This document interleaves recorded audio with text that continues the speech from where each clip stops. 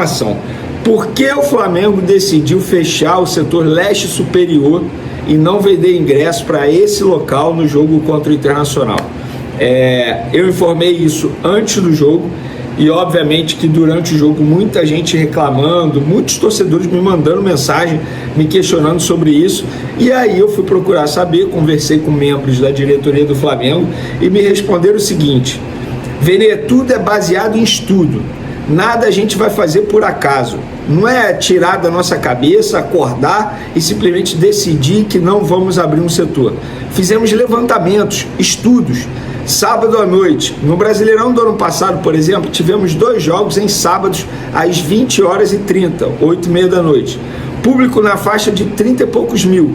Quanto a não abrir esse setor, o leste superior, não faz sentido incorrer nos custos de abertura de um setor inteiro quando não há demanda. Então, fica aí a resposta para vocês. Você pode não concordar, mas eu trouxe a resposta, fiz meu papel como jornalista, ouvi todos os lados.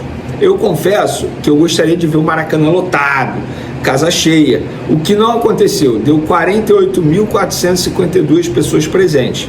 Mas se o Flamengo fez isso, não fez para prejudicar o próprio Flamengo, é porque de fato eles entenderam que seria o melhor, o custo-benefício seria melhor.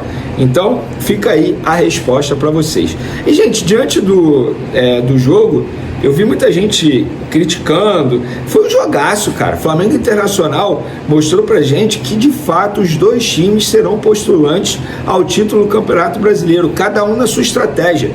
O Flamengo teve a sua estratégia que a gente já conhece, partir para cima, marcação sob pressão.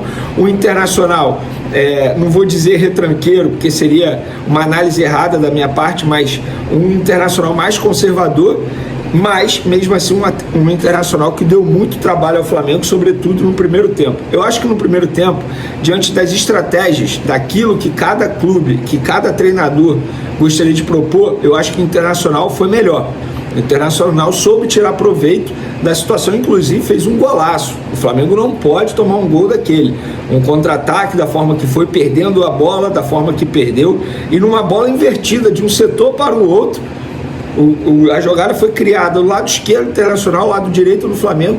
A bola chegou e o Bruno Henrique do Internacional, numa linda finalização, fez o gol. Mas no segundo tempo, para mim, o Flamengo foi melhor. Inclusive muitas oportunidades perdidas, inclusive, vou repetir a palavra porque eu venho falando isso, o Flamengo, se tem um defeito com o Felipe Luiz, é a quantidade de chances criadas e não aproveitadas. Foi assim no Campeonato Carioca e eu falei que no Campeonato Brasileiro poderia fazer diferença, e fez. E eu não vou ficar aqui crucificando o Juninho. Eu acho que ele teve falta de sorte em determinado momento, pelo menos ele, depois do jogo, botou a cara, inclusive numa situação extremamente constrangedora, na minha opinião. Botaram ele para ficar assistindo ao lance e explicando por que ele perdeu a transmissão do jogo. E, na verdade, ainda travou a imagem, ele teve que ficar esperando, um cara extremamente humilde, e ele falando, eu queria botar um pouquinho mais pro lado. Você vê pelo menos ele incomodado com a situação. Isso me deixa, como que eu posso dizer, feliz, porque o jogador ele não está contente ao perder gols. Está certo, tem que ficar insatisfeito mesmo com a atuação dele, porque ele poderia ter dado a vitória ao Flamengo. Mas eu gostei do Flamengo, cara, gostei, foi uma boa atuação diante de um forte rival que tem um bom treinador. Então, repito, acho que o Flamengo, mesmo perdendo muitos gols, não sofreu revés. Isso é importante também, porque o Internacional vai ser um rival direto do Flamengo na briga pelo título do Campeonato Brasileiro. Inclusive, o Felipe Luiz deu a opinião dele sobre o jogo. Hoje, na minha opinião, jogamos muito melhor do que no ano passado, naquele jogo onde foi 3-0 no primeiro tempo e acabou 3-2. Porém, no resultado, não conseguimos concretizar as nossas oportunidades em gol. Eles tiveram um contra-ataque e fizeram. Depois tiveram algumas outras oportunidades de contra-ataque, mas é o que eu sempre digo. Nós escolhemos a forma de jogar e nem sempre vamos ganhar. Mas esse é o estilo que quero ver, time pressionando, deixando o adversário em dificuldades, que não consiga tirar a bola do Flamengo, que nós sejamos os protagonistas do jogo. Tá aí a opinião do Felipe Luiz. E ele também falou sobre meias. Diante da ausência de meia, ele falou o seguinte: o que o Flamengo precisa estar fazendo é estar sempre ao mercado para trazer jogadores nível Flamengo. Não só estamos de olho em meia, estamos olhando volantes, zagueiro, laterais, pontas e todas as posições. Garanto que estão trabalhando bem. Dentro deste próprio elenco estamos bem servidos. E ele também falou aqui sobre lesão. Ele está tendo dificuldade aí para montar as equipes, toda hora uma lesão muscular. E ele disse: lesões no futebol, 70% são posteriores da coxa porque o modelo pede. Pressionar a sprint, perde, volta a sprint, se desmarcar no espaço, a sprint. O músculo que mais pede é esse. 8 clássicos em 12 jogos. Além do físico, tem o mental. Esses jogadores, o que mais admiro é que não guardam nada. As lesões vão acontecer. É um risco que eu corro pedindo para eles jogarem assim, que tem menos. Tem jogadores que têm mais predisposição, outros que têm menos. Tem jogadores que conseguem jogar a temporada e tem apenas um problema. Tentamos dosar a carga, mas não temos controle de tudo, disse aí o Felipe Luiz. E por falar em lesão, o Léo Pereira será reavaliado nessa segunda-feira. Ele está sentindo muitas dores, segundo uma pessoa próxima ao jogador me disse, muitas dores no local, e ele será reavaliado. Vene, preocupa? Claro que preocupa. A partir do momento que o cara está sentindo muitas dores, eu caracterizo como uma preocupação. Agora, é muito cedo, é prematuro eu chegar aqui na frente da câmera, aqui no canal Vene Casagrande, e dizer para vocês: ó, o Léo Pereira vai para o jogo quinta-feira, ou o Léo Pereira está fora do jogo quinta-feira. Não tem como eu dizer isso. Peço desculpas para aqueles que ficam me perguntando aí nas outras redes sociais: Léo Pereira joga, Léo Pereira joga. Gente, calma, ainda tem tempo. Claro, o jogo é fora de casa, isso também é um agravante, mas pelo menos não está certo que ele está fora do jogo.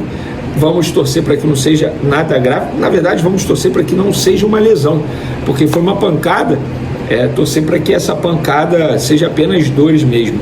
E a melhor notícia aí do primeiro semestre: o Pedro está de volta. Felipe Luiz avisou na entrevista coletiva. Pedro, se nada acontecer até lá, o Pedro retorna em abril. Isso é um absurdo de notícia boa, de verdade, gente. O Pedro, ele operou em setembro. Vamos fazer as contas juntos aí, ó. Outubro, novembro, dezembro, janeiro, fevereiro, março, abril. 7 meses, quando a projeção inicial era de pelo menos 9 meses longe dos gramados. Isso é graças ao empenho do jogador, isso tem que ser dito. Cara, ele focou na recuperação, inclusive durante as férias, totalmente diferente de um outro jogador brasileiro aí que durante recuperação faz cruzeiro, lesionado vai a carnaval. Totalmente diferente, a postura é totalmente diferente. O Pedro é um atleta, na essência da palavra, atleta. Isso é graças ao trabalho dele, à dedicação dele, graças também ao trabalho do Departamento Médico do Flamengo, isso, da última gestão e também da nova gestão, todos os envolvidos, e, obviamente, graças ao Flamengo, que consegue dar uma estrutura absurda para os atletas se recuperarem o mais rápido possível. Essa, para mim, é a melhor notícia do semestre. Por quê? O jogo de ontem, se tivesse um Pedro, por exemplo, eu tenho certeza que o Flamengo venceria o jogo. A forma como foi, diante do cenário, o Flamengo tendo muito mais oportunidades, perdendo muitos gols do que o adversário, no caso internacional, se tivesse o Pedro ali, pelo menos uma bola teria entrado. Não tenho dúvidas disso. Uma notícia de peso movimenta o mundo do Flamengo. Gabigol, um dos maiores ídolos da história do clube, revelou em uma entrevista que sonha em retornar ao Mengão para encerrar sua carreira. Essa declaração reacendeu a possibilidade de uma futura volta do atacante ao time onde viveu momentos inesquecíveis. Desde sua chegada em 2019, Gabigol se tornou peça-chave no Flamengo. Foi artilheiro, decisivo e o grande protagonista de conquistas marcantes, como a histórica final da Libertadores contra o River Plate, quando marcou os 2 gols do título. Além disso, levantou taças importantes como o Campeonato Brasileiro, a Copa do Brasil e mais uma Libertadores, consolidando-se como um dos maiores ídolos da torcida rubro-negra. Nos últimos tempos, porém, sua relação com o clube passou por turbulências.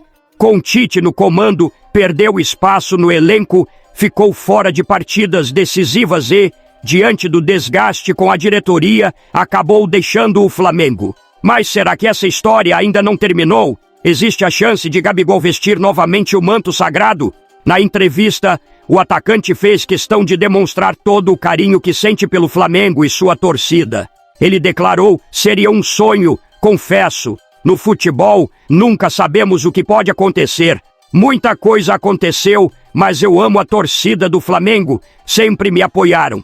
Tenho um carinho enorme pelo clube. E aí, nação, vocês gostariam de ver Gabigol novamente no Mengão? Acham que ele ainda teria espaço no time? Deixem suas opiniões nos comentários.